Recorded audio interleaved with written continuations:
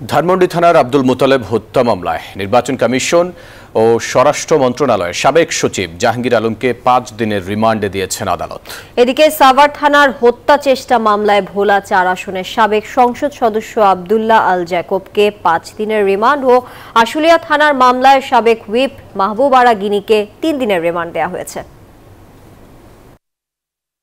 মঙ্গলবার সকালে গুলশান এলাকা থেকে গ্রেপ্তার করা হয় সাবেক নির্বাচন কমিশন সচিব জাহাঙ্গীর আলমকে। পরে ধানমন্ডি থানার আব্দুল মোতালেব হত্যা মামলায় তোলা হয় আদালতে। এদিন জাহাঙ্গীর আলমকে ঢাকার মেট্রোপলিটন ম্যাজিস্ট্রেট আদালতে হাজির করে ১০ দিনের রিমান্ড আবেদন করে মামলার তদন্ত কর্মকর্তা। শুনানি শেষে বিচারক বেলাল হোসেন ৫ দিনের রিমান্ডের আদেশ দেন। আরএফএল কিচেন সিঙ্ক, স্বাস্থ্যকর কিচেনের চিরস্থায়ী সমাধান। বিজ্ঞ আদালত উভয় পক্ষের বক্তব্য শোনার পর এই আসামিকে ৫ দিনের রিমান্ড মঞ্জুর করেন। একই দিন ঢাকা থেকে গ্রেপ্তার ভোলা ৪ আসনের সাবেক সংসদ সদস্য আব্দুল্লাহ আল জ্যাকব ও জাতীয় সংসদের সাবেক হুইপ মাহবুব আরা বেগম গিনিকে ঢাকা চিফ জুডিশিয়াল ম্যাজিস্ট্রেট আদালতে হাজির করা হয়। সাভার ও আশুলিয়া থানার দুটি পৃথক মামলায় তাদের বিরুদ্ধে রিমান্ড আবেদন করা হয়।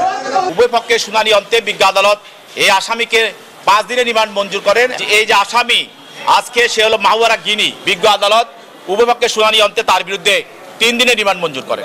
এছাড়া ছাত্র জনতার আন্দোলনে খিলগাঁও থানার অন্য একটি হত্যা মামলায় সাবেক বস্ত্র ও পাটমন্ত্রী গোলাম দস্তগীর গাজীকে গ্রেপ্তার দেখানো হয়। পরে তাকে জামিন না দিয়ে কারাগারে প্রেরণের নির্দেশ দেন আদালত। বদরুল আলম শাওন, নিউজ 24, ঢাকা।